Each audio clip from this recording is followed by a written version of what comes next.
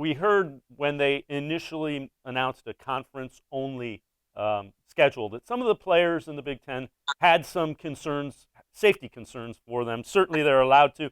Where does that stand? And it seemed like the league was certainly willing to listen to them and try to address the players' concerns about safety and testing and the like.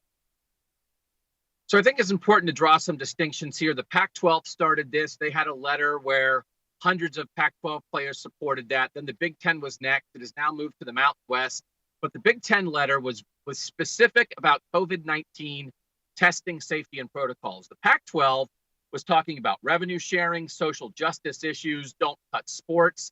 They were talking about the idea of fundamentally changing college football. And the Pac-12 letter, there was, I don't know if you want to use the word threat, but they said if these demands aren't met, we might sit out. The Big Ten letter was only about COVID safety, and there was not a threat to sit out. Threat might be the wrong word, but it's all about negotiating, and negotiations and trying to get some leverage. So the Big Ten players and all players want a seat at the table. So much of what they have asked for, the Big Ten and schools like Ohio State are going down that road anyway. But it's different to go down that road alone. The adults who are getting paid make a decision and tell the players this is how it's going to be, as opposed to the adults and then the players who are unpaid and are the ones actually risking their bodies and brains. They're part of the process.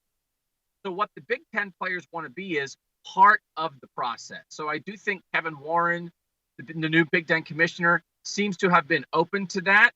I don't think this is a sea change that's going to change college football overnight, but you've got to start somewhere. And this is the beginning of a negotiation, and you can't negotiate if you're not together. So the idea that Big Ten players are united in any way, they're not a union yet, but the idea of unity, that is important in this step. But I think it's important for people to realize from the Big Ten angle, it's very specific. They want to make sure the schools are being as cautious and as safe as possible in the COVID-19 era.